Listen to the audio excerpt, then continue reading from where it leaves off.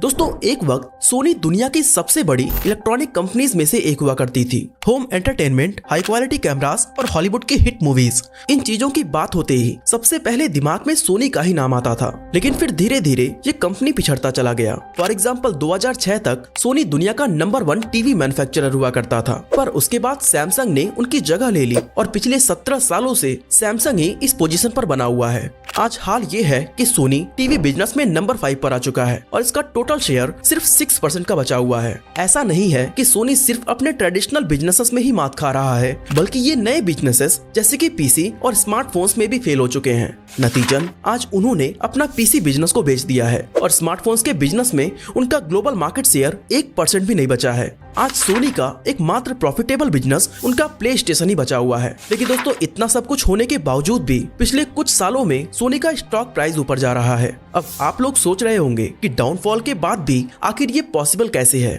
तो आज इसी चीज को हम डिटेल में जानने की कोशिश करेंगे। दोस्तों सोनी के डाउनफॉल के कई सारे फैक्टर्स हैं, लेकिन उनमें से एक सबसे कंसिस्टेंट फैक्टर की बात करें जिसे हमेशा ही इग्नोर किया गया, तो वो था नई टेक्नोलॉजी में इंटरेस्ट ना लेना।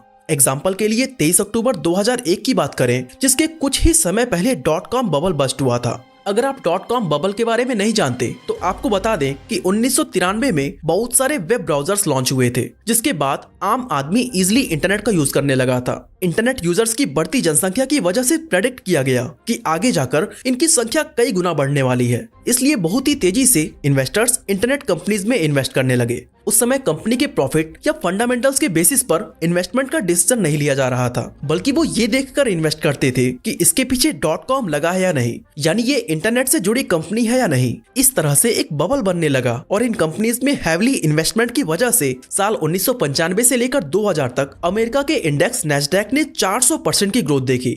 इसके बाद 23 मार्च 2000 को ये खबर आई कि जापान एक बार फिर से रिसेशन में एंटर कर गया है। इसका बहुत ही बुरा इम्पैक्ट टेक्नोलॉजी स्टॉक्स पर देखने को मिला। इंटरनेट बेस्ड कंपनीज को फंडिंग मिलना बंद हो गई और कई का तो दिवालिया निकल गया। उस साल यूएस के स्टॉक मार्केट की कंडीशन ये हो गई थी कि इसने जितना भी कमाया था उसका 78% डाउन चला गया और इस तरह से ये .com बबल भी बस्ट हो गया।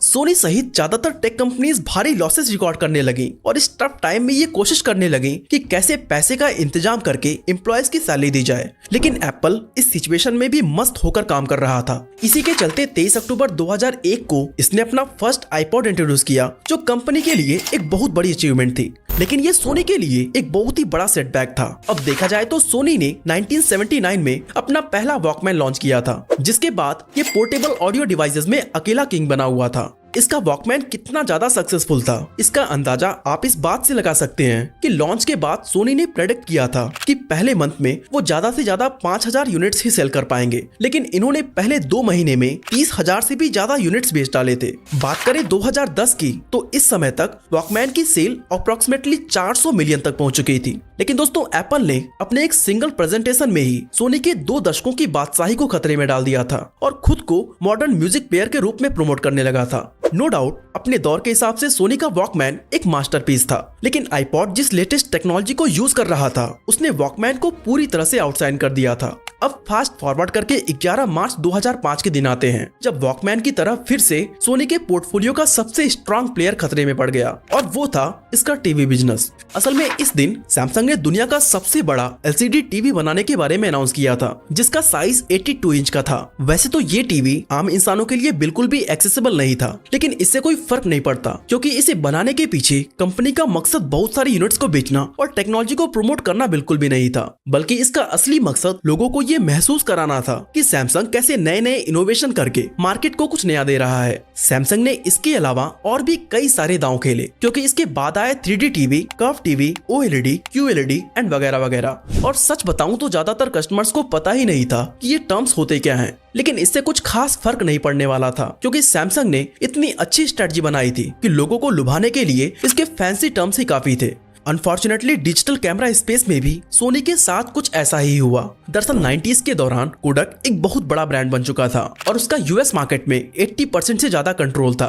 और बात करें ग्लोबल फिल्म मार्केट की, तो उसमें लगभग 50% मार्केट शेयर कोडक के पास थी। उस समय वो दुनिया का 5वां सबसे वैल्यूएबल ब्रांड था, लेकिन इतना सक्सेसफुल होने के बावजूद भी उसकी ग्रिप डिजिटल कैमराज में कमजोर पड़ गई और नए कॉम्पिटिटर्स ने उसकी जगह ले ली। अब सोनी के लिए ये परफेक्ट टाइम था कि वो खुद को डिजिटल कैमरास के फील्ड में लीडर की तरह स्टैब्लिश करें। लेकिन इससे पहले कि वो इस सेक्टर में एंटर करके कुछ कमाल दिखाते, कैनन ने तेजी दिखा दी और डिजिटल कैमरास के फील्ड में एक नया डोमिनेंट प्लेयर बनकर उभरने लगा। इस तरह से सोनी कई मार्केट्स को खोता चला गया, चाहे वो MP3 प्लेयर्स हो, टीवी हो या कैमरास। लेकिन आज की डेट में भी अगर आप किसी से सोनी के बारे में पूछते हैं जो लंबे समय से इनके प्रोडक्ट्स को यूज कर रहे हैं, तो उनमें से मैक्सिमम लोग इसे बेस्ट बताएंगे। इवन कुछ एक्सपर्ट्स का भी कहना है कि आज भी सोनी के प्रोडक्ट्स मार्केट लीडर के प्रोडक्ट्स से ज्यादा रिलायबल और हायर क्वालिटी के होते हैं। लेकिन फिर भी उसकी उतनी वैल्यू नहीं है, क्योंकि हकीकत ये है कि सोनी के कॉम्पिटिटर्स ने उसके ब्रांड और मार्केट पोजीशनिंग को तबाह कर दिया है। और ये सिर्फ एक या दो सेगमेंट की ही बात नहीं है, बल्कि लगभग हर सेगमेंट में यही देखने को मिल रहा। और ये तो कहानी का सिर्फ आधा हिस्सा है, क्योंकि सोनी के डिक्लाइन की वजह सिर्फ स्ट्रॉन्ग कंपटीशन ही नहीं थी, बल्कि इसके डाउनफॉल का दूसरा रीजन कंपनी की खुद की गलतियां भी थी। असल में साल 2000 तक सोनी एक बहुत बड़ी कंपनी बन चुकी थी, क्योंकि 80s और 90s के दौरान इसने इनक्रेडिबल ग्रोथ देखी। अब इतनी सक्सेस मिलने के बाद सोनी खुद को हर फील्ड में एक्सपैंड करने लगा। इसके पास एक बैंक था, एक इंश्योरेंस डिवीजन थी, वो एनिमी बना रहा था और जेम्स बॉन्ड जैसी मूवीज रिलीज कर रहा था। यूं कहें तो सोनी लगभग हर इंडस्ट्री में मौजूद था। लेकिन इस सब का रीजन उसके प्रोडक्ट्स एंड सर्विस की रिलायबिलिटी और अफोर्डेबिलिटी थी, जिसको खरीदने के बाद लोगों को एक सेटिस्फैक्शन और ट्रस्ट का फील होता था। लेकिन जब वो खुद को हर सेक्टर में एक्सपैंड करने लगा, तब उसकी ये आइडेंटिटी फेड होने लगी और प्रोडक्ट की रिलायबिलिटी पर इसका असर दिखने लगा, जिस वजह से वो ना तो आने वाले मार्केट ट्रेंड को प्रेडिक्ट कर पाया और ना ही प्रोडक्ट की क्वालिटी को इंप्रूव कर सका। सोनी की इस गलती ने इतनी बड़ी कंपनी, जिसमें लगभग 2 लाख से भी ज्यादा एम्प्लॉयज काम कर रहे थे, उसको लॉस में डाल दिया। ये एक के बाद एक ऐसे फैसले लेता जा रहा था मानो हर समय बहुत ही जल्दी में हो। दोस्तों, इसी दौरान एक ऐसा फैसला लिया गया जिसने इसकी मुसीबतों को और भी ज्यादा बढ़ा दिया, और वो थी उनके एग्जीक्यूटिव टीम का सिलेक्शन। कभी कभी आपने देखा होगा कि जब कंपनी बहुत ही बड़ी हो गई हो, तो वो अक्सर किसी भी रैंडम आउटसाइडर को उठाकर CEO बना देती हैं, जिसके पास इस फील्ड में ना कोई खास एक्सपीरियंस होता है और ना ही कंपनी की इन्स एंड आउट्स का पता होता है।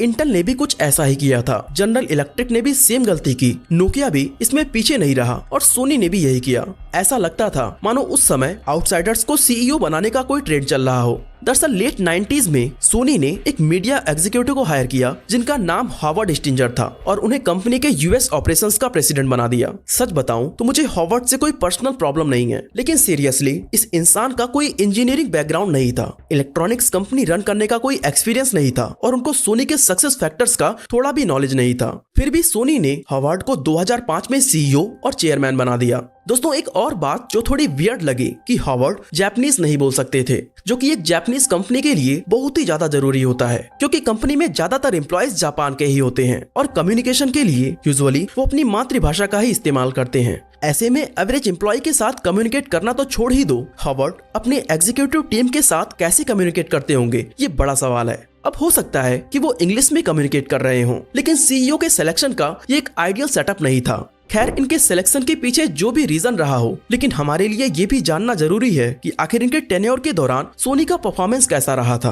तो दोस्तों, हॉवर्ड के काम संभालने के बाद सोनी का स्टॉक प्राइस 75% तक गिर जाता है। लेकिन अगर उनके नोटेबल अचीवमेंट की बात की जाए तो वो थी स्पॉटिफाई में इन्वेस्ट करना। ये उनका बेस्ट डिसीजन माना जा सकता है, क्योंकि इससे सोनी को लगभग $1 बिलियन का फायदा हुआ था। लेकिन अगर हम इस अचीवमेंट को साइड में कर दें, तो हॉवर्ड के टेन्योर के दौरान कंपनी को ज्यादातर डिसअपॉइंटमेंट ही मिली थी।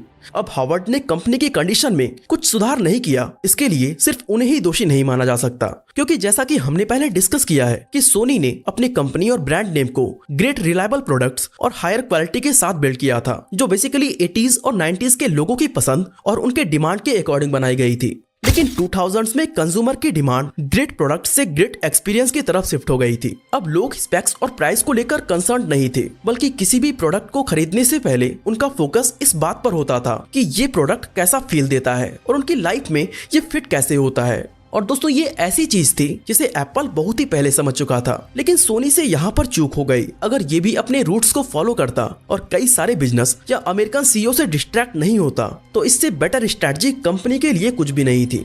दोस्तों, कुछ इसी तरह की गलतियां सोनी ने अपने स्मार्टफोन बिजनेस के साथ भी किया, और इसका रिजल्ट ये मिला कि कंपनी को बुरी तरह मुंह की खानी पड़ गई। लेकिन फिर भी मैं यही कहूंगा कि इसमें कम्प्लीटली सोनी की गलती नहीं थी। वो कैसे, आइए से समझते हैं। दोस्तों सोनी को टेक में नए नए एडवांसमेंट और उनसे मिलने वाले चैलेंजेस का खूब सामना करना पड़ा, क्योंकि जो प्रोडक्ट कुछ साल पहले अच्छे खासे पॉपुलर हुआ करते थे वो अब लोगों के विश लिस्ट से बाहर हो चुके थे। फॉर एग्जाम्पल हम कैमरा को ही ले लेते हैं। पहले ऑलमोस्ट हर घर में एक अलग से कैमरा होता था, लेकिन स्मार्टफोन्स के आने के बाद इन कैमरास की जरूरत लगभग खत्म सी हो गई। ये सिर्फ प्रोफेशनल फोटोग्राफर्स या किसी को इसका शौक है तो उनके पास ही नजर आते हैं। कुछ यही चीज MP3 प्लेयर्स के साथ भी हुई, जहां लोग अब म्यूजिक सुनने के लिए अलग से कोई डिवाइस नहीं खरीदते, बस फोन उठाओ म्यूजिक प्ले करो। इससे आसान और क्या हो सकता है। अगर हम ये मान लें कि आईपॉड के लॉन्च के बाद सोनी किसी तरह से अपने MP3 प्लेयर्स को बेहतर बनाकर मार्केट में रेलेवेंट रखने की कोशिश करता, तब भी उसे कुछ खास कामयाबी हासिल नहीं होती, क्योंकि उस समय अगर वो आईपॉड को पीछे करके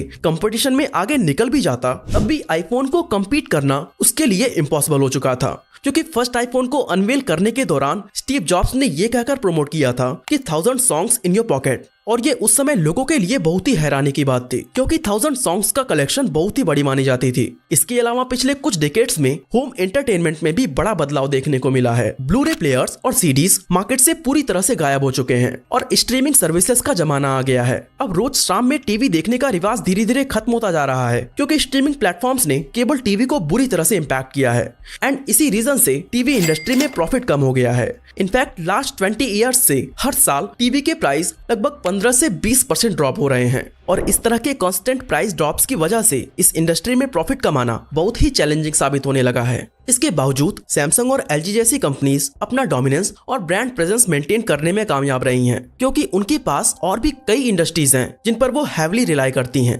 लेकिन टीवी इंडस्ट्री से प्रॉफिट कैसे कमाना है, ये अब भी इन कंपनीज के लिए एक सवाल बना हुआ है। वहीं बात करें सोनी की, तो इसकी सिचुएशन सैमसंग और LG से काफी अलग थी, क्योंकि इसकी सभी की इंडस्ट्रीज पहले से ही ऑब्सोलेट हो चुकी थी। सोनी हर साल करोड़ों की नुकसान कर रहा था, और 2010 आते आते इसकी हालत इतनी ज्यादा खराब हो गई कि कंपनी को अपनी बिजनेस स्ट्रेटजीज को चेंज करनी पड़ गई। लेकिन इसका भी कुछ खास असर ना दिखने पर कंपनी ने 2012 में काजुओ हिराई को सोनी का CEO बना दिया, एंड इन्होंने हर चीज को दोबारा से रिस्ट्रक्चर किया। कई सारे अनप्रॉफिटेबल सेक्टर्स बंद कर दिए, वर्कफोर्स को 1.7 लाख से कम करके 1 लाख कर दिया, और की सेक्टर्स को अलग कंपनीज में कन्वर्ट कर दिया। इन लिए गए स्टेप्स की वजह से सोनी दोबारा से प्रॉफिटेबल बनने लगा, और उसके स्टॉक लॉसेस भी रिकवर हो गए। दोस्तों फिलहाल की बात करें तो इस कंपनी का मेजर रेवेन्यू इसके प्ले स्टेशन से आता है, न कि इलेक्ट्रॉनिक से। सोनी के सुनहरे दिन गुजर चुके हैं, लेकिन अच्छी बात यह है कि अब वो मैसिव इलेक्ट्रॉनिक्स बनाने और खुद को एक्सपैंड करने के पीछे नहीं भाग रहा, बल्कि उनके पास जो भी बिजनेसेस बचे हैं उसको रन कैसे करना है और प्रॉफिटेबल कैसे बनाना है, इसका तरीका उन्होंने खोज निकाला है। वैसे दोस्तों आपका सोनी के प्रोडक्ट्स के साथ एक्सपीरियंस कैसा रहा है? अपना जवाब हमें कमेंट करके जरूर